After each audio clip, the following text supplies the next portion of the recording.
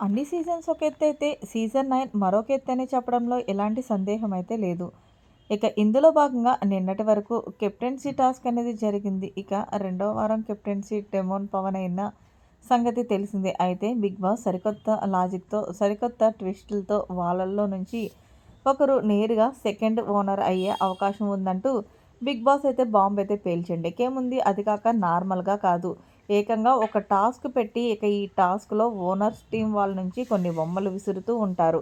ఇక టెనెంట్స్ టీమ్‌లో నుంచి ఆ బొమ్మల్ని పట్టుకోవాలి. ఇది బిగ్ బాస్ స్టార్ట్ బజర్ నుంచి ఎండ్ బజర్ ముగిసే వరకు. ఇక ఎండ్ బజర్ ముగిసిన తర్వాత ఓనర్స్ టీమ్ వాళ్ళు ఆ బొమ్మల్ని విసరడం ఆపేస్తారు. ఇక ఎవరైతే టెనెంట్స్ టీమ్ వాళ్ళు బాస్కెట్‌లో బొమ్మలున్నాయో అవి జాగ్రత్తగా చూసుకోవాలి.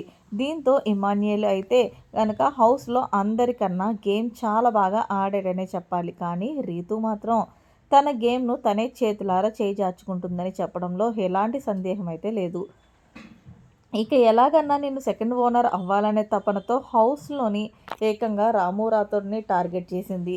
రాము రాథోడ్ బొమ్మలన్నీ కూడా తీసేయడంతో ఒక్కసారిగా ఇమాన్యుయల్ లైవ్‌లో చాలా పెద్ద గొడవ పెట్టుకున్నాడు. దీంతో ఇమాన్యుయల్‌తో పాటు తనుజ కూడా స్టాండ్ తీసుకుని, నీకైతే ఓనర్స్ టీమ్ నుంచి గ్రూపించడం కావాలి, రాముకి గ్రూపిజం అవసరం లేదు అంటూ గట్టిగా ఇచ్చుకుని తనుజ పాపం తన బొమ్మలన్నీ కూడా రాము రాథోడ్ బాస్కెట్‌లో వేసేసి తనూజ, ఇమ్మాన్యుయల్ డెసిషన్ తీసుకొని మొత్తానికి రాము రాథోడ్‌ని సెకండ్ ఓనర్‌గా చేశారనే చెప్పాలి.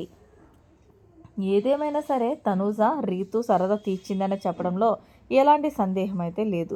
మరి మొత్తానికి భరణి, తనూజ, ఇమ్మాన్యుయల్ వీళ్ళ ముగ్గురు కూడా గేమ్ చాలా బాగా ఆడుతున్నారు. వీళ్ళ ముగ్గురు బాండింగ్ కూడా చూడడానికి చాలా బాగుందనే చెప్పాలి. మరి మొత్తానికి ఈ రాము రాథోడ్‌ని సెకండ్ ఓనర్ చేసిన తనూజ, రీతు సరదా తీర్చడంపై మీరేమంటారనేది కామెంట్ చేయండి. మరిన్ని లేటెస్ట్ అప్డేట్స్ కోసం మన ఛానల్ సబ్స్క్రైబ్ చేసుకోండి. Thanks for watching. Bye bye. Have a nice day.